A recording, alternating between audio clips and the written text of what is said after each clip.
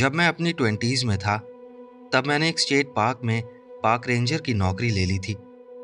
उस समय वो मेरे लिए बिल्कुल परफेक्ट जॉब थी। मुझे बाहर जंगल में काम करना पसंद था। हर दिन कुछ नया चैलेंज होता था और मुझे अकेले काम करने को मिलता था। जिन दिनों मैं अपना काम जल्दी खत्म कर लेता था, मैं पार्क में कहीं कोई खूबसूरत जगह ढूंढ लेता और बैठकर पढ़ता या म्यूजिक सुनता था। वो सच में एक तरह की थेरेपी जैसा था। मैं अभी अभी एक बहुत मुश्किल साल से निकला था। स्कूल ने बुरी तरह थका दिया था और मेरी लॉन्ग टर्म गर्लफ्रेंड से भी मेरा ब्रेकअप हो गया था। तो मुझे एक एस्केप चाहिए था और वो मुझे इस पार्क में मिल गया। दिन में काम करना जितना शानदार था, रात की शिफ्ट उतनी ही अनकंफर्टेबल होती थी। तुम जानते हो ना, कैसे रात का अंधेरा घर की सबसे कंफर्टेबल जगह को भी अजीब बना देता है। तो जंगल का वो घना काला अंधेरा उस एहसास का कई गुना बढ़ा हुआ वर्जन होता है। और रात की ड्यूटी में बैठने की सबसे खराब जगह थी नॉर्थ एंड वॉच टावर। जो भी वहां काम करता था, वो उसे द सेंटिनल कहता था, क्योंकि वो बहुत विशाल था और पूरे जंगल पर नजर रखता था। वो बहुत ऊंचा था, लगभग 100 फीट से भी ज्यादा ऊंचा, और पुराने पाइन वुड से बना था, जिसमें आज भी ताजा लकड़ी जैसी खुशबू आती थी। असल में वो एक छोटे से कैबिन जैसा था, जो बहुत ऊंचे खंभों पर टिका हुआ था। लेकिन अंदर से वो किसी लग्जरी जगह जैसा बिल्कुल नहीं था। जंगल की तरफ वाली दीवार पूरी की पूरी एक बड़ी खिड़की थी, जो देखने में बहुत खूबसूरत लगती थी, लेकिन उतनी ही आसानी से चक्कर जैसा एहसास भी देती थी। उसके अंदर बहुत ही साधारण सा सामान था। बस 2 कुर्सियां थी, एक सामान्य मौसम के लिए और एक इंसुलेटेड खराब मौसम के लिए। एक पुरानी मेज, ऊपर लटका हुआ एक नंगा बल्ब और एक छोटा सा पंखा। मैं हमेशा कुछ पढ़ने या लिखने के लिए साथ लाता था, क्योंकि टावर में रात की ड्यूटी बहुत बोरिंग होती थी। वहां तक पहुंचना भी आसान नहीं था। 10 मंजिल ऊपर जाने में करीब 10 मिनट लगते थे, और अगर रात के अंधेरे में जाना पड़े तो और भी ज्यादा समय लगता था। जैसे जैसे तुम ऊपर चढ़ते जाते हो, नीचे की हर मंजिल अंधेरे में गायब होती जाती है, और ये थोड़ा डरावना भी लगता है। जब तुम टावर के ऊपर पहुंच जाते, तो तुम्हारा काम बस ये होता था कि कहीं आग लगी हो या कुछ अजीब दिखे, उस पर नजर रखो। अगर फुल मून होता था तो जंगल का काफी हिस्सा साफ दिखाई देता था, लेकिन अगर अमावस हो या बादल हो तो कुछ भी दिखाई नहीं देता था। अगर उस कैबिन में वो एक बल्ब ना होता तो तुम्हें अपने हाथ तक ना दिखते। आमतौर पर तुम वॉकी टॉकी पर बाकी लोगों से जुड़े रहते हो और बस वक्त काटते रहते हो। मैं ये नहीं कहूंगा कि मैं कभी झपकी नहीं लेता था। अगर तुम कुछ रातों में मुझसे मिलने आते तो शायद मेरे चेहरे पर नींद के निशान दिखते। ज्यादातर रातों में जब मैं टावर पर होता था, तो मैं किताब पढ़ता या जर्नल में लिखता था। मतलब अपने दिमाग को बिजी रखता था और अंधेरे को इग्नोर करता था। रेंजर्स, खासकर पुराने वाले, उन्हें सालों से देखी हुई अजीब चीजों की कहानियां सुनाने का बहुत शौक होता है। लोग आमतौर पर सोचते हैं कि नेशनल पार्क सेफ होते हैं, जहां सबसे खतरनाक चीज बस जानवरों का हमला होता है। और हाँ, जानवरों के हमले होते हैं, लेकिन ज्यादातर हिंसा इंसानों से ही आती है। नशे में कैंपर्स लड़ पड़ते हैं, कैंप फायर की आग में गिर जाते हैं, या बाथरूम जाते हुए रास्ता भटक जाते हैं। कई भागे हुए लोग चुपके से पार्क में घुस आते हैं और खाली कैबिन्स या बिल्डिंग्स में रहने लगते हैं। मैं गिन भी नहीं सकता कि कितनी बार मैंने दूर के रेंजर कैबिन में लफंगों को आराम करते हुए पकड़ा है और उन्हें बाहर निकालना पड़ा है। लेकिन एक चीज है जिसके बारे में पार्क रेंजर्स के अलावा और कोई बात नहीं करता। वो ये है कि पार्क्स, खासकर रात में, क्रिमिनल्स के लिए सेफ जगह बन जाते हैं। मुझे पता है ये सुनने में पागलपन लगता है, लेकिन ऐसा होता है। मर्डर, रेप, ड्रग्स, जो सोच सकते हो वो सब होता है। मैं लकी था कि मुझे कभी बहुत खतरनाक चीजों से डील नहीं करना पड़ा। कुछ बार ड्रग्स मिले या जंगल में मैरिजुआना उगता हुआ मिला, लेकिन कुछ भयानक नहीं मिला। लेकिन अगर तुमने पार्क में काफी समय बिताया है तो एक ना एक दिन तुम किसी ऐसी चीज से टकराओगे जो तुम्हारे सपनों तक में पीछा करेगी। हमारे पार्क से थोड़ा सा दूर एक करेक्शनल फैसिलिटी थी। वहां किसी बड़ी जेल जैसी हाई सिक्योरिटी नहीं थी, लेकिन वहां जो लोग थे वो खतरनाक क्रिमिनल्स थे। वो काफी दूर थी। साफ रातों में बस दूर क्षितिज पर उसकी हल्की लाइट्स दिखती थी, लेकिन दिमाग में वो बहुत बड़ी लगती थी। मैं जानता था कि कोई भी क्रिमिनल पहले उस खतरनाक अंधेरे जंगल से गुजरे बिना हम तक नहीं पहुंच सकता, लेकिन फिर भी दिमाग के कोने में एक छोटी सी सोच जलती रहती थी। हो सकता है, शायद नहीं होगा, लेकिन हो सकता है। गर्मी का मौसम खत्म होने वाला था और कुछ स्टाफ पहले ही जा चुका था। मुझे अभी कुछ हफ्ते और रहना था, लेकिन मैं सबसे जूनियर था, इसलिए ज्यादातर रात की ड्यूटी मुझे ही मिलने वाली थी। और सबसे खराब बात, उन रातों में मुझे वॉच टावर ड्यूटी भी करनी थी।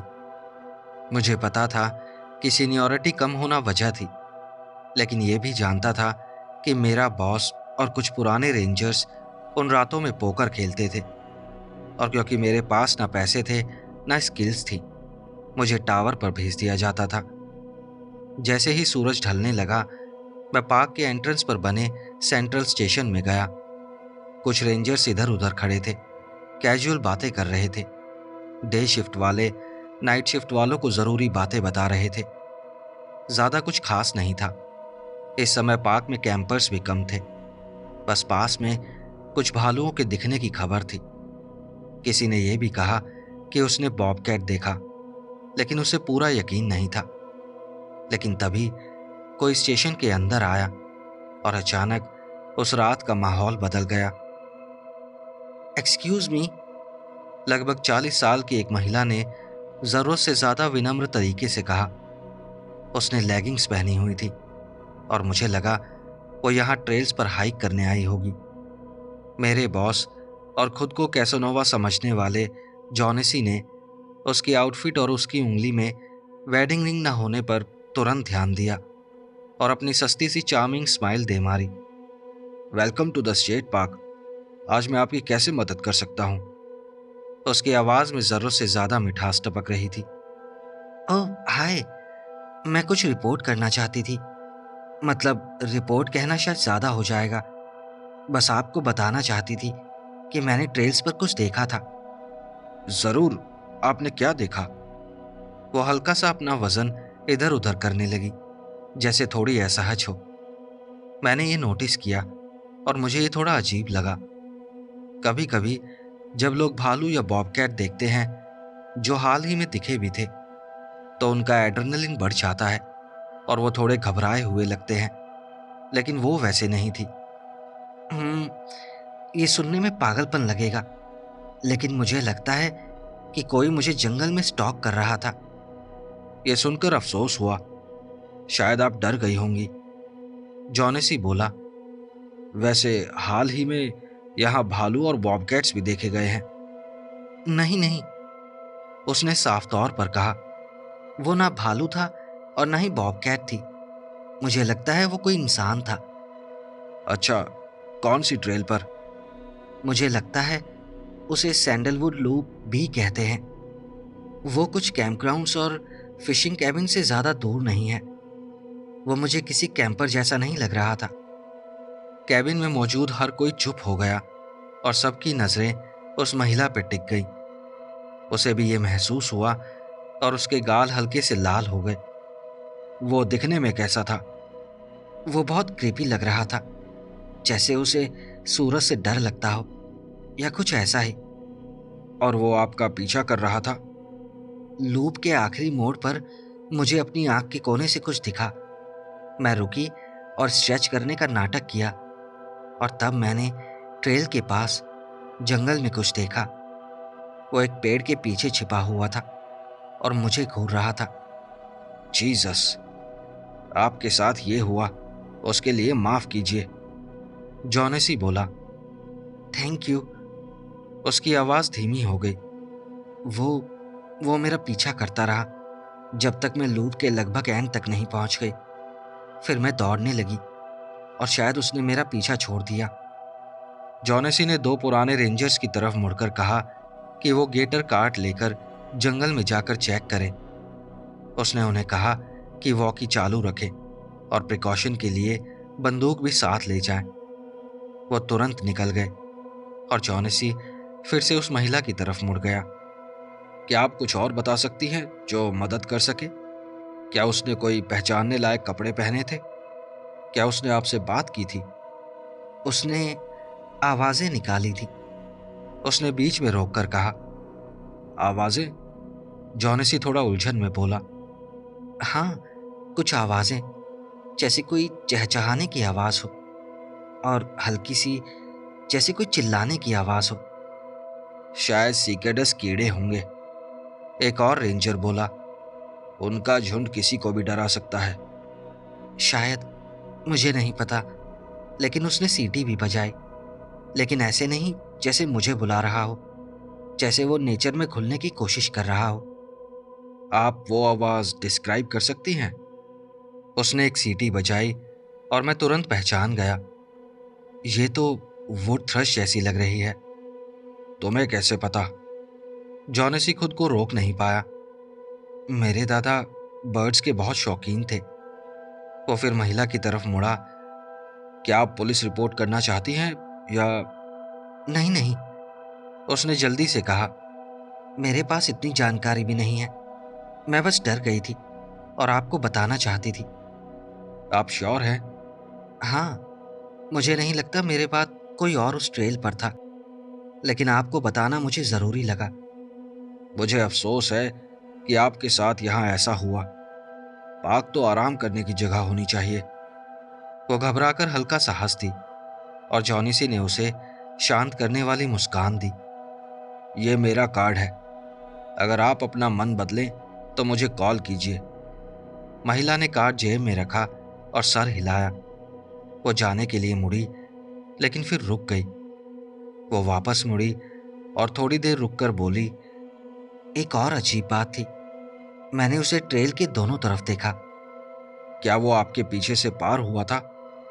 मैंने उसे जाते हुए तो नहीं देखा, लेकिन उसने किया होगा, क्योंकि मैंने उसे दोनों तरफ देखा, जब तक कि वो एक से ज्यादा ना हो, मैंने कहा और तुरंत पछता गया। जॉनेसी ने मेरी तरफ देखा, जैसे कह रहा हो कि क्या बोल रहे हो यार, और मैं तुरंत चुप हो गया। क्या आपको आपकी कार तक छोड़ दें मैम? नहीं, मेरी कार यहीं बाहर है। फिर भी धन्यवाद, वो बाहर जाते हुए बोली। कुछ ही पलों बाद हमें उसकी गाड़ी के जाने की आवाज सुनाई दी। सॉरी, मैंने कहा, उससे पहले कि जॉनेसी कुछ कहता। उसने सांस ली। कोई बात नहीं, बस गेस्ट को मत डराया करो। हम चाहते हैं कि ऐसे लोग पार्क में वापस आएं। ऐसे लोग आएं या वही लड़की वापस आए? मैंने कहा। क्यों, क्या मैं ज्यादा ऑब्वियस हो गया था क्या? जॉनेसी मुस्कुराते हुए बोला। तुम्हें क्या लगता है उसने क्या देखा होगा? मैंने पूछा। उसने वेंडिगो देखा होगा, एक रेंजर बोला और सब हंस पड़े। मैंने माइथोलॉजी क्लास में वेंडिगो और स्किन वॉकर के बारे में पढ़ा था, इसलिए मुझे ये मजाक उतना फनी नहीं लगा। शायद उसकी आंखें उसे धोखा दे रही हों। अगर कोई वहां है तो वो दोनों उसे ढूंढ लेंगे। वो ट्रैकिंग में अच्छे हैं, और जो भी है वो ज्यादा दूर नहीं गया होगा। आज टावर पर रहने के लिए बहुत बढ़िया रात है, मैंने हल्की मुस्कान के साथ कहा। वो शायद सबसे सेफ जगह है, जॉनेसी बोला। कोई भी 10 मंजिल नहीं चढ़ता जब तक उसे जरूरत ना हो। मैं करीब आधा घंटा और वहीं रुका, ये देखने के लिए कि ट्रैकर्स क्या पता लगाते हैं। वो वापस आए और बोले कि सैंडलवुड लूप के आसपास कुछ भी नहीं मिला, कोई फुटप्रिंट्स भी नहीं मिले। पत्ते गिरने लगे थे तो जमीन पर कुछ देखना मुश्किल था, लेकिन मुझे उनकी ट्रैकिंग स्किल्स पर भरोसा था। सच कहूं, उनके खाली हाथ लौटने के बाद भी मैं थोड़ा नर्वस था, लेकिन जॉनसी सही था। कोई भी बिना वजह इतनी सीढ़ियां नहीं चढ़ता। आखिर ये अमेरिका है, यहाँ आलस हमेशा जीतता है। और वैसे भी पेड़ों के ऊपर उस कैबिन में बस मैं था, एक किताब थी और एक जर्नल था। इतनी मेहनत करके वहां आने लायक कुछ भी नहीं था। जैसे ही सूरज क्षितिज के पीछे ढलने लगा, मैंने वॉच टावर की तरफ अपना सफर शुरू किया। जब मैं नीचे वाले प्लेटफॉर्म पर पहुंचा तो मेरी नजर एक चीज पर अटक गई। टावर का बेस बहुत खराब हालत में था। हर जगह स्टिकर्स, टैग्स और पाइन की लकड़ी पर नाम खुदे हुए थे। आमतौर पर वहां job plus chain for ever ऐसा कुछ लिखा होता है, लेकिन इस बार जो नया नया लिखा गया था वो थोड़ा अलग था। वो एक जोड़ी आंख थी, या कहूं लकड़ी पर खोदकर एक जोड़ी आंख बनाई हुई थी। अगर पहले वाली घटना ना हुई होती तो शायद मैं उन आंखों पर ध्यान भी नहीं देता। मैंने उसे अपने दिमाग का खेल समझ लिया, जो पहले से ही डरावनी चीजें देखने के लिए तैयार बैठा था। मैंने सोचा ये किसी बच्चे की शरारत होगी या किसी पुराने रेंजर का मुझे डराने का तरीका होगा। जो भी था, मैंने एक बार चारों तरफ जल्दी से देखा और फिर सीढ़ियां चढ़ना शुरू कर दिया। पेड़ों के ऊपर उस ऊंचाई से तुम दूर से आते हुए तूफान को देख सकते हो। आज की रात भी अलग नहीं थी। आज रात आधा चांद दिख रहा था, तो वैसे ही अंधेरा होना था, लेकिन बादलों ने उसे पूरी तरह पिच ब्लैक बना दिया था। मुझे बस कभी कभार बादलों के अंदर चमकती बिजली दिख रही थी। हवा भी तेज हो गई थी। तुम महसूस कर सकते हो, क्योंकि जब तेज झोंके आते हैं तो टावर हल्का सा हिलता है। बहुत ज्यादा नहीं, लेकिन इतना कि ध्यान चला जाए। धीरे धीरे आदत हो जाती है, लेकिन शुरुआत में ये थोड़ा झटका देता है। उस रात भी कुछ तेज झोंके आए, लेकिन फिर मैं सेटल हो गया और ध्यान देना बंद कर दिया। करीब 1 घंटे बाद मेरा वॉकी अचानक आवाज करने लगा, वहां से कैसा व्यू है? दूसरी तरफ जॉनेसी था। बहुत बढ़िया है, मैंने कहा। हम पार्क के चारों तरफ एक राउंड लगाने जा रहे हैं, बस तुम्हें यही बताना था। मैं कुर्सी पर आगे झुका और खिड़की से नीचे बेस की तरफ देखा। मैंने देखा जॉनेसी और कुछ रेंजर्स गेटर कार्ट्स में बैठ रहे थे। उनकी हेडलाइट्स तेज लग रही थी, लेकिन सिर्फ इसलिए क्योंकि नीचे कोई और रोशनी नहीं थी। असल में वो रोशनी बस कुछ फीट आगे तक ही दिखा रही थी। ठीक है, तुम्हें मुझसे कुछ स्काउट करवाना है? मैंने पूछा। नहीं नहीं, हम संभाल लेंगे, लेकिन हाँ, अगर कोई वेंडिगो दिखे तो हमें जरूर बताना, उसने मजाक में कहा। हा हा, वेरी फनी। अगर तुम्हें थ्रश की आवाज सुनाई दे तो भाग जाना, इस वक्त वो सब सो रहे होते हैं, मैंने कहा। ठीक है, ध्यान रखूंगा। आधे घंटे, ज्यादा से ज्यादा 40 मिनट में वापस आ जाएंगे। ओवर एंड आउट, मैंने कहा और वॉकी रख दिया। फिर उन छोटी छोटी गाड़ियों को जंगल में जाते हुए देखा, जो चींटियों जैसी लग रही थी, और फिर जंगल में गायब हो गई। मैं कुर्सी पर पीछे टिक गया और फिर से पढ़ने लगा। तभी मैंने एक लकड़ी के तख्ते के चरमराने की आवाज सुनी। पहले तो मैंने सोचा कि हवा की वजह से टावर हिल रहा होगा। ऐसे में टावर से ऐसी आवाज आना बहुत नॉर्मल है, लेकिन मेरे दिमाग ने उस लॉजिक को हटाया और एक ज्यादा डरावना ख्याल मेरे सामने आया। क्या कोई दरवाजे के बाहर है? लेकिन मुझे किसी के सीढ़ियां चढ़ने की आवाज सुनाई देती। मैंने इधर उधर देखा कि कोई चीज मिल जाए जिसे हथियार की तरह इस्तेमाल कर सकूं। वॉकी या टॉर्च से किसी के सर पर मारने के अलावा मेरे पास कुछ खास नहीं था, और अगर मुझे भागना पड़े तो रोशनी और कम्युनिकेशन काम आएंगे, इसलिए मैं उन्हें तोड़ना नहीं चाहता था। मैंने अपना वॉकी उठाया और बटन दबाया। जॉनेसी, मैंने खुद को कॉन्फिडेंट दिखाने की कोशिश करते हुए कहा। जॉनेसी, तुम सुन रहे हो? मुझे पता था वो रेंज से बाहर भी हो सकता है। जंगल में ये वॉकीज अक्सर ठीक से काम नहीं करते, और मैं बस यही चाहता था कि वो जवाब दे। लेकिन जितनी देर तक बस स्टैटिक सुनाई देता रहा, उतनी ही मेरी उम्मीद कम होती गई। जॉनेसी, मैं बस पूछ रहा हूँ, क्या तुम वापस इस तरफ आए हो? आखिरकार आवाज आई। हाँ, नेड अपनी लाइट भूल गया था, इसलिए हम वापस आए थे, लेकिन अब निकल रहे हैं। ठीक है, मैंने कहा। एक अजीब सा सवाल है, क्या कोई वॉच टावर की तरफ आया था? बस तुम, उसने कहा। फिर पूछा, क्यों, क्या हुआ? मुझे लगा मैंने किसी की आवाज सुनी। हवा तेज है, तूफान आ रहा है, शायद हवा होगी या फिर वेंडिगो होगा। वो खुद ही हंसते हुए बोला। अरे जाओ यार, तुम लोग मजे करो, मैंने कहा और बात खत्म कर दी। मैंने वॉकी नीचे रखा और उस दरवाजे को घूरने लगा जो सीढ़ियों की तरफ जाता था। यह संभावना बहुत कम थी कि कोई मुझे डराने के लिए इतना ऊपर आया होगा। जैसा जॉनेसी ने कहा था, कोई 10 मंजिल नहीं चढ़ता जब तक जरूरत ना हो। लेकिन अगर उस महिला ने सच में किसी को देखा था, और क्या पता वो एक से ज्यादा हो, और वो छिपने की जगह ढूंढ रहे हों, क्या वॉच टावर उनके लिए सही जगह हो सकती है? शायद।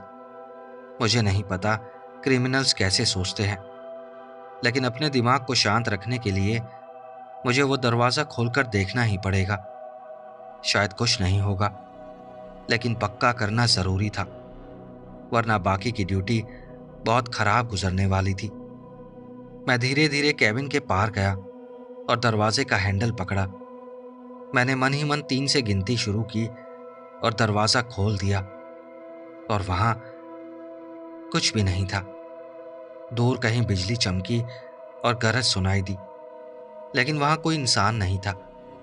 मैंने राहत की सांस ली और बाहर लैंडिंग पर आ गया। अब यहां ऊपर हवा साफ महसूस हो रही थी। तूफान तेजी से पास आ रहा था। बारिश की खुशबू हवा में फैल गई थी। मिट्टी की वो गंध जो बूंदों के गिरने से उठती है, चारों तरफ थी। मुझे यकीन था बाहर कोई नहीं है, फिर भी मैंने सोचा सीढ़ियां चेक कर लूं। मैं सीढ़ियों तक गया और नीचे झांका। अंधेरे में नीचे की मंजिलें रात में घुल गई थी। मुझे कुछ भी दिखाई नहीं दे रहा था। मैंने टॉर्च निकाली और उसकी रोशनी नीचे अगले लैंडिंग तक डाली। हमारे पास जो टॉर्च थी वो ठीक ठाक थी, लेकिन परफेक्ट नहीं। पुलिस वालों के पास 1000 ल्यूमन की टॉर्च होती हैं, और हमें उसका आधा भी मुश्किल से मिलता था। जैसे कि हमें इस घने अंधेरे में सही रोशनी की जरूरत ही ना हो। मैं नीचे पहली लैंडिंग पर उतरा और चारों तरफ देखा। सब कुछ नॉर्मल लग रहा था। मैंने अपनी लाइट नीचे अगली लैंडिंग की तरफ डाली, और तभी कुछ मेरी नजर में आया। सीढ़ियों पर किसी चीज से रोशनी रिफ्लेक्ट हुई। बिल्कुल एक छोटे बच्चे की तरह मैं उस चमकती चीज की तरफ बढ़ा। वहां सीढ़ियों पर एक छोटा सा रिफ्लेक्टिव स्ट्रिप पड़ा था, जिसे देखकर मैं थोड़ा हैरान हुआ। मुझे याद ही नहीं था कि ऊपर आते वक्त मैंने इसे देखा हो, वरना मैं उसे उठाकर फेंक देता। ऐसा लग रहा था जैसे वो किसी जैकेट या यूनिफॉर्म से फटा हो। लेकिन वो यहाँ आया कैसे? हवा उसे किसी कैंपसाइट से उड़ा कर ला सकती थी, लेकिन ये बात सही नहीं लग रही थी। मैं वापस कैबिन की तरफ चढ़ने के लिए मुड़ा और वहीं जम गया, क्योंकि रेलिंग पर किसी ने फिर से आंखों की एक और जोड़ी बनाई हुई थी। मैं हिला तक नहीं। मैं वहीं खड़ा रहा और मेरा दिमाग कोई समझ आने वाली वजह ढूंढने की कोशिश करता रहा, लेकिन वो फेल हो रहा था। यहाँ तक कि जब मेरे चेहरे पर बारिश की बूंदें पड़ने लगीं, तब भी मैं नहीं हिला। आखिर हो क्या रहा था? ये सोचकर कि शायद कोई मुझे देख रहा है, मैंने अपनी टॉर्च बंद कर दी। मुझे पता है, मैंने पहले कहा था कि मैं ज़रूरी चीज़ें खराब नहीं करना चाहता, लेकिन उस वक्त मैं किसी का सर फोड़ने के लिए भी तैयार था, चाहे टॉर्च टूट जाए। बारिश अब तेज होने लगी थी, और उसी ने मुझे उस ट्रांस जैसी हालत से बाहर निकाला। मैं वापस कैबिन की तरफ चढ़ने ही वाला था, तभी मेरे ऊपर से लकड़ी की चरमराने की आवाज आई। पास में जोर से बिजली भी कड़की, लेकिन मेरे दिमाग ने उसे लगभग नजरअंदाज कर दिया। मैं उन पाइन की सीढ़ियों की आवाज पर इतना फोकस था कि अगर पास में बम भी फट जाता तो शायद मैं उसे भी मिस कर देता। लेकिन उसके बाद कुछ और आवाज नहीं आई। मैं थोड़ा रिलैक्स हुआ। शायद कुछ नहीं था। मेरा दिमाग ओवर एक्टिव हो गया था और अलग अलग चीजों को जोड़कर खुद को डराने वाली कहानी बना रहा था। मुझे यकीन था बस यही कारण है। तभी मैंने अपने ऊपर पाइन की लकड़ी पर कुछ खिसकने की आवाज सुनी, जैसे कोई लकड़ी को नोच रहा हो, काट रहा हो। मुझे समझ नहीं आया कि क्या करूं। मेरे पैर जैसे जम गए थे। मैं नीचे भागना चाहता था, लेकिन डर था कि ज्यादा आवाज हो जाएगी, और वैसे भी गीली सीढ़ियों पर 8 मंजिल भागना कोई अच्छा आइडिया नहीं था। मैं धीरे धीरे नीचे उतरने लगा, ये ध्यान रखते हुए कि कोई सीढ़ी आवाज ना करे। मैंने टॉर्च बंद ही रखी और अंधेरे में उतरता गया। मैंने वॉकी ढूंढने के लिए हाथ बढ़ाया और खुद को कोसा, जब मुझे याद आया कि वो ऊपर ही रह गया था। फिर मैंने ऊपर केविन का दरवाजा खुलने की आवाज सुनी और फिर कुछ पेड़ों के बीच से नीचे गिरता हुआ आया। जब वो मेरे पास से गुजरा तो मुझे वॉकी की स्टैटिक सुनाई दी। जो भी कोई ऊपर था उसने मेरी दुनिया से जुड़ने की आखिरी उम्मीद भी नीचे फेंक दी थी। बस ये बिल्कुल भी अच्छा नहीं था। मैं और तेजी से नीचे उतरने लगा। जैसे ही मैं छठी मंजिल की लैंडिंग पर मुड़ा, अचानक मुझे 3 लैंडिंग दूर वुड थ्रश की आवाज सुनाई दी। लेकिन इस वक्त वुड थ्रश वहां नहीं होते। ये पक्का कोई इंसान था। उसने फिर वही आवाज निकाली और तभी मुझे समझ आया कि वो अपनी पोजीशन क्यों बता रहा था। वो ऊपर वाले को सिग्नल दे रहा था। उसे बता रहा था कि मैं कहाँ हूं, एक ऊपर और एक नीचे। मैं फंस चुका था। मेरे ऊपर कोई सीढ़ियां उतरना शुरू कर चुका था। वो धीरे धीरे नियमित तरीके से आ रहा था, पूरी प्लानिंग के साथ। जो भी ऊपर था वो मेरे पास आ रहा था और मेरे पास भागने की कोई जगह नहीं थी। मैंने सोचा यहां से कूद जाऊं और रास्ते में किसी शाखा को पकड़ लूं, लेकिन मुझे पता था कि बेस्ट केस में मैं बुरी तरह घायल हो जाऊंगा और वर्स्ट केस में मैं मारा जाऊंगा। वो 2 मंजिल नीचे आ चुका था। मेरे पास प्लान बनाने का समय खत्म हो रहा था। मैं नीचे भागकर वहां वाले पर हमला कर सकता था, लेकिन अब बारिश और तेज हो गई थी और हम फिसल कर नीचे गिर सकते थे। मेरे पास बस एक ही फायदा था, अंधेरा। मेरे पास ही रोशनी थी और बिजली की कभी कभार चमक के अलावा चारों तरफ घना अंधेरा था। अगर मुझे छिपने की जगह मिल जाए तो वही मुझे बचा सकता था। जैसे ही वो मेरे ऊपर वाली लैंडिंग पर पहुंचा, मैंने एक फैसला किया जो आज तक मेरी जिंदगी के सबसे पागल फैसलों में से एक है। आज भी कुछ रातों में मैं हांफते हुए उठ जाता हूँ, क्योंकि मैं ये सपना देखता हूँ। इंसान के अंदर बचने की जो इंस्टिंक्ट होती है वो इतनी गहरी होती है कि मैंने अपना सारा डर दबा दिया और बस एक्शन लिया। मैं जितना हो सके उतना चुपचाप रेलिंग के ऊपर चढ़ा और सीढ़ियों के किनारे से लटक गया। मेरे पैर नीचे वाली लैंडिंग की रेलिंग को ढूंढ रहे थे ताकि मैं खुद को संभाल सकूं, लेकिन मेरे पैर बस हल्का सा लकड़ी को छू पा रहे थे। मैं उस तक पहुंच नहीं पा रहा था। मेरे हाथों में जलन होने लगी क्योंकि पूरा वजन उन्हीं पर लटका था। मैंने लकड़ी को कसकर पकड़ लिया, ये उम्मीद करते हुए कि मेरे नाखून पाइन में धंसकर मेरी फिसलती हथेलियों को रोक लेंगे। मैंने अपनी आंखें बंद कर लीं, थोड़ा हाथों के दर्द से ध्यान हटाने के लिए और थोड़ा इसलिए कि मेरी आंखों की सफेदी कहीं दिख ना जाए। मैंने कदमों की आवाज सुनी। वो मोड़ पर मुड़े और मेरे बिल्कुल पास सीढ़ियां उतरने लगे। मैंने सांस रोक ली। मेरे हाथ चल रहे थे और मुझे डर था कहीं मेरी पकड़ छूट ना जाए। वो इंसान जितना धीमा हो सके एक एक सीढ़ी उतर रहा था। वो लैंडिंग पर मुझे ढूंढ रहा था, लेकिन मैं उसे दिखा ही नहीं। तभी उसने अंधेरे में पक्षियों जैसी आवाज निकाली और कुछ सेकंड बाद नीचे से वुड थ्रश की आवाज वापस आई। कदमों की आवाज नीचे आना बंद हो गई और वापस ऊपर जाने लगी। उसी पल मेरे दिमाग में एक आइडिया आया। मैंने अपने दाएं पैर से अपने बाएं पैर के जूते को जोर से उतार दिया। अचानक मुझे खुशी हुई कि मैंने जॉनेसी की बात नहीं मानी थी कि लेसिस को टाइट बांध कर रखो। मैंने अपना बूट नीचे वाली लैंडिंग पर फेंका और वो जोर की आवाज के साथ गिरा। कदमों की आवाज ऊपर जाना बंद हो गई। मैंने अपना दूसरा बूट भी उतारा और वो भी नीचे गिरकर उसी के पास जा गिरा। ऐसा लग रहा था जैसे मैं नीचे ही हूं।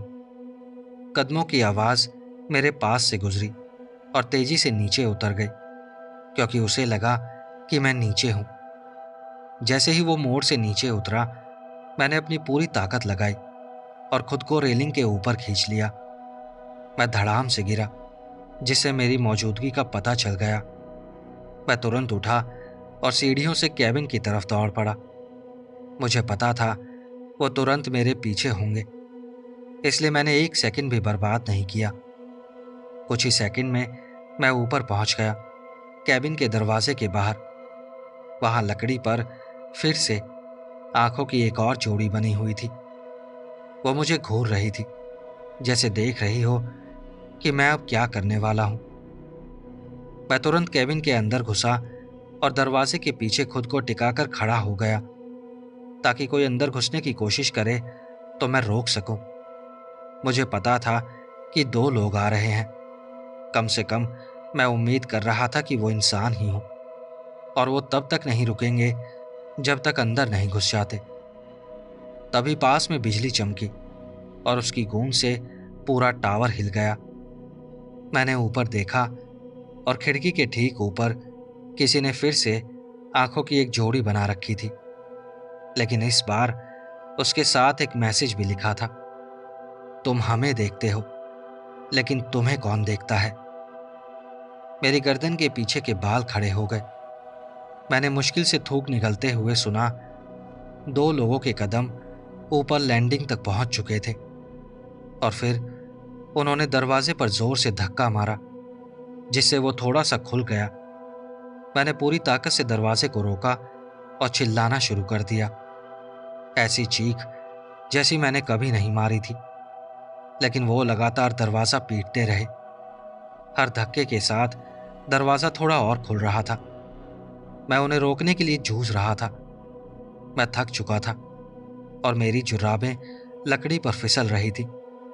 बस वक्त की बात थी और वो अंदर घुस जाते। मैं अपनी जिंदगी के बारे में सोचने लगा, अपने पेरेंट्स, अपने दोस्तों के बारे में, उन सब चीजों के बारे में जो मैं कभी नहीं कर पाऊंगा। तभी मेरे हाथों के बाल खड़े होने लगे, फिर पैरों के, फिर मेरे सर के भी बाल खड़े हो गए। लेकिन ये डर नहीं था जो ये सब कर रहा था। ये कुछ और था, कुछ ज्यादा प्राइमल, ज्यादा नेचुरल और कहीं ज्यादा पावरफुल। मैं तुरंत कमरे के पार दौड़ा और इंसुलेटेड चेयर पर बैठ गया। एक पुरानी लकड़ी की सीट, जिसके पैर ग्लास के बने थे, और मैंने अपने पैर ऊपर उठा लिए। तभी दरवाजा टूटकर खुल गया और मैंने दो जोड़ी आंखों को मुझे घूरते हुए देखा। उनके चेहरे पर मुस्कान थी और कैबिन की रोशनी उनके चाकू की धार पर चमक रही थी।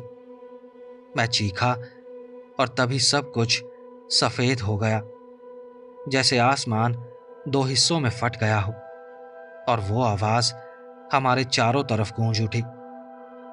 बिजली सीधे टावर पर गिरी थी। मैं बच गया था, क्योंकि ग्लास और वुड अच्छे कंडक्टर नहीं होते। लेकिन वो दो आदमी जो बारिश के पानी में खड़े थे, इतने लकी नहीं थे। उस झटके ने उन्हें उछालकर टावर के किनारे से नीचे गिरा दिया। जब मैंने आंखें खोली तो पाइन की लकड़ी पर जले हुए निशान दिख रहे थे और आग की गंध हवा में थी। मैं एक सेकंड भी सोचे बिना दरवाजे से बाहर भागा, ये ध्यान रखते हुए कि कहीं आग ना पकड़ लूं, और वॉच टावर की सीढ़ियों से नीचे भागने लगा। जहां ऊपर चढ़ने में 10 मिनट लगते थे, वहीं नीचे उतरने में मुझे बस 2 मिनट लगे। जैसे ही मैं नीचे पहुंचा, मैंने गेटर कार्स की लाइट आते हुए देखी। मैं वहीं जमीन पर गिर पड़ा और जॉनेसी और बाकी रेंजर्स मेरी तरफ दौड़े। मैंने ऊपर देखा, जॉनेसी का चेहरा दिखा और मैं रोने लगा। उसके पीछे आग की लपटें टावर को एक एक मंजिल खाती जा रही थी और वो 1 घंटे से ज्यादा तक जलता रहा। बाद में मुझे पता चला कि वो दोनों आदमी जो बिजली से मारे गए थे, वो जेल से भागे हुए क्रिमिनल्स थे। उन्होंने एक गार्ड को पीटा, उसके कपड़े छीने और 3 दिन पहले जंगल में भाग आए थे। उनके भागने की खबर छुपाई गई थी ताकि लोग डरे नहीं, और उन्हें लगा था कि वो जल्दी ही उन्हें जंगल में पकड़ लेंगे। उन्होंने सोचा कि लोगों को डराने की क्या जरूरत है, लेकिन सच कहूं, यह बिल्कुल गलत फैसला था। दोनों ही मर्डर के आरोपी थे, और मैं कसम खाकर कहता हूं, पुलिस ने मुझे खुद बताया कि उन क्रिमिनल्स के मेरे बारे में खतरनाक ख्याल थे। मैंने भी ऑफिसर्स को वही बताया जो मैंने देखा था। अब सोचता हूं तो शायद उन्होंने मुझे टावर पर चढ़ते हुए देखा होगा और मुझे आसान टारगेट समझ लिया। जब मैंने पहली बार दरवाजे के बाहर आवाज सुनी थी, तब जो आदमी मेरे पीछे आया था, उसने तुरंत कैबिन की छत पर चढ़ने का फैसला किया होगा ताकि मैं उसे तब तक ना देख पाऊं जब तक वो तैयार ना हो। शायद मुझे छत पर उसकी आवाज पंखे और बारिश की वजह से सुनाई नहीं दी। मैं सोचता हूं, अगर वो मुझे छत से कूदकर सरप्राइज कर देता तो वो मेरे साथ क्या कर सकता था। बेस्ट केस में मैं किसी पागल के हाथों चाकू से मारा जाता, और वर्स्ट केस में मैं 10 मंजिल नीचे गिरकर मर जाता। दोनों ही हालत में सोचने लायक कुछ अच्छा नहीं था। वो मेरी रेंजर की ड्यूटी का आखिरी दिन था। कुछ हफ्तों बाद मुझे वापस स्कूल जाना था और मुझे खुद को संभालने के लिए थोड़ा समय चाहिए था। सबने मेरी हालत को समझा। उन्होंने मुझे पूरे हफ्ते का पेमेंट भी दे दिया, जो अच्छा था। मैंने टावर का एक छोटा सा टुकड़ा भी अपने साथ रख लिया, उस घटना की याद के तौर पर। जब भी मैं उस लकड़ी के टुकड़े को देखता हूं, तो मुझे ये याद नहीं आता कि मेरे साथ क्या हो सकता था, बल्कि ये याद आता है कि मैंने बचने के लिए क्या किया। उस रात कोई मुझे देख रहा था, लेकिन वो सिर्फ क्रिमिनल्स नहीं थे, वो खुद नेचर थी।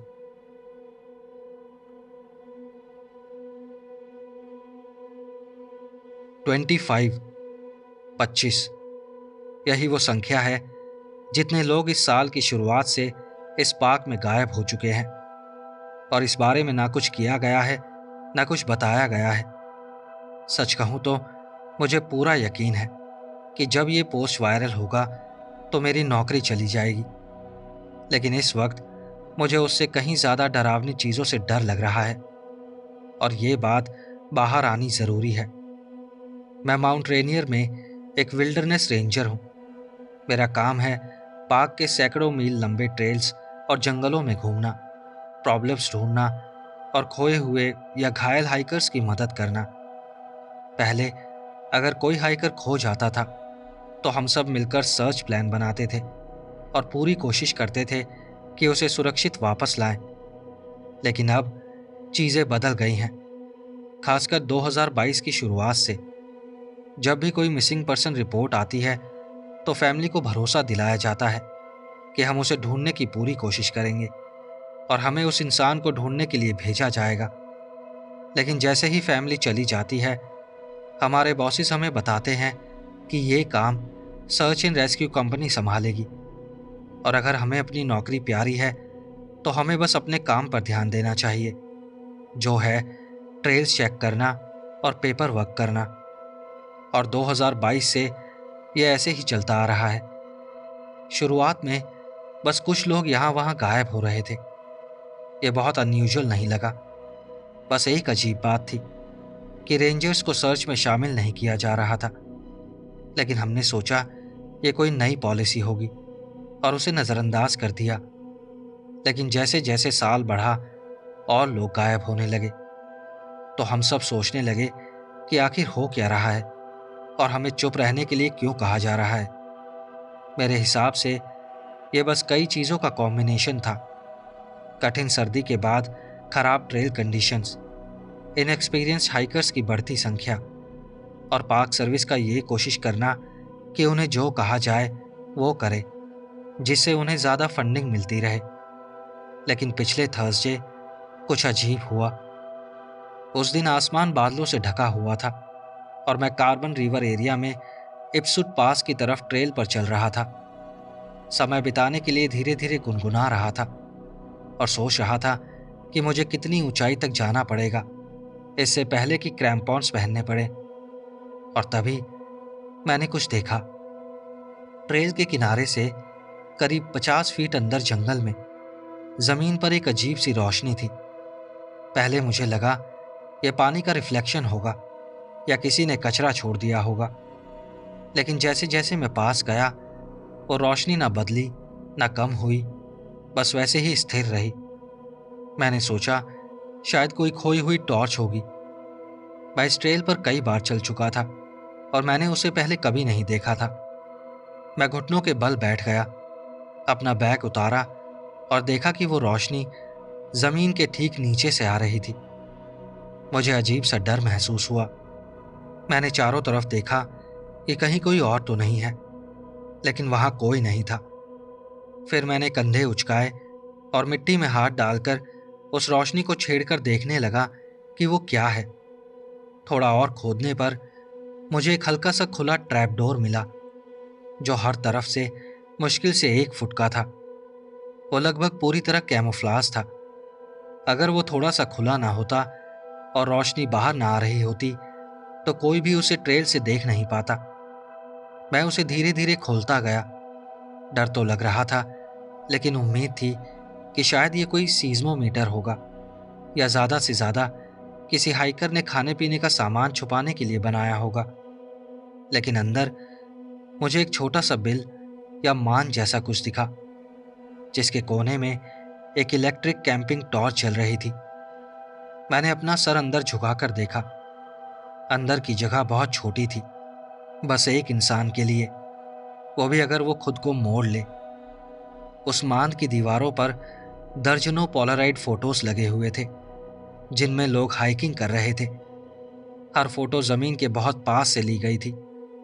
वो फोटोज पूरे पार्क के अलग अलग हिस्सों से थी, कई कई मील दूर की जगहों से। ज्यादातर लोगों को मैं पहचान नहीं पाया, लेकिन उनमें से कुछ चेहरे ऐसे थे जिन्हें मैं पक्का जानता था। वो पिछले साल में गायब हुए हाइकर्स थे। और तभी मेरा दिल जैसे रुक गया। मैंने एक फोटो देखी जिसमें मैं खुद इप्सुट पास ट्रेल पर चल रहा था, करीब आधे घंटे पहले। तभी मुझे अपने आसपास कहीं टहनी टूटने की आवाज़ सुनाई दी। मैंने तुरंत अपना सर बाहर निकाला और उसी रास्ते पर भागने लगा जहां से मैं आया था। मैंने पीछे मुड़कर नहीं देखा और ना रुका जब तक इप्सुट कैंपग्राउंड के पास वाले विल्डरनेस कैबिन तक नहीं पहुंच गया। मैंने दरवाज़ा बंद किया, उसे बैरिकेड किया और बिना एक पल सोए अगली सुबह तक इंतज़ार करता रहा। जब एक और रेंजर आया तो मैंने उसे मेरे साथ वापस ट्रेल पर चलने के लिए कहा। वो परेशान था कि मैं वजह नहीं बता रहा, लेकिन फिर भी मान गया। हमने 1 घंटे तक ढूंढा, लेकिन उस मांद का कोई निशान नहीं मिला। उसके बाद मैंने कुछ दिन की छुट्टी मांगी और मेरा मैनेजर काफ़ी सस्पिशियस हो गया। उसने पूछा क्यों। मैंने फैमिली का कोई बहाना बना दिया और उसे या किसी और को वो नहीं बताया जो मैंने देखा था। किसी वजह से मुझे पता था कि अगर मैं सच बताऊंगा तो शायद मेरी नौकरी चली जाएगी। मुझे नहीं पता वो मांद किसने बनाया या क्यों बनाया, लेकिन मुझे लगता है वही माउंट रेनियर में लोगों को उठा रहा है और किसी वजह से सरकार इसे छुपा रही है। काश ये कहानी यहीं खत्म हो जाती, लेकिन ऐसा नहीं है। आज दोपहर मैंने अपने किचन के फर्श पर बने एयर वेंट के अंदर कुछ चमकता हुआ देखा। मुझे लगा शायद मेरी बिल्ली ने अपना कोई खिलौना फिर से अंदर डाल दिया होगा। मैंने वेंट की जाली हटाई ताकि उसे निकाल सकूं, लेकिन वहां खिलौने की जगह मुझे एक पोलराइड फोटो मिला जो जमीन के पास से लिया गया था, और उसमें मैं था, आज सुबह नाश्ता बनाते हुए। दोस्तों, अगर आपको ये स्टोरीज अच्छी लगी हो तो इस वीडियो को लाइक, हाइप और शेयर करना मत भूलना। कमेंट्स में अपने फीडबैक और सजेशंस भी ज़रूर देना। और अगर अभी तक आपने चैनल सब्सक्राइब नहीं किया है तो ऐसी कहानियाँ आपसे मिस ना हो, उससे पहले ही चैनल सब्सक्राइब कर लीजिए। आप मुझे सपोर्ट करने के लिए इस चैनल की मेंबरशिप भी ले सकते हैं। तो चलिए, मिलते हैं अगली वीडियो में ऐसी ही और कहानियों के साथ। नमस्कार।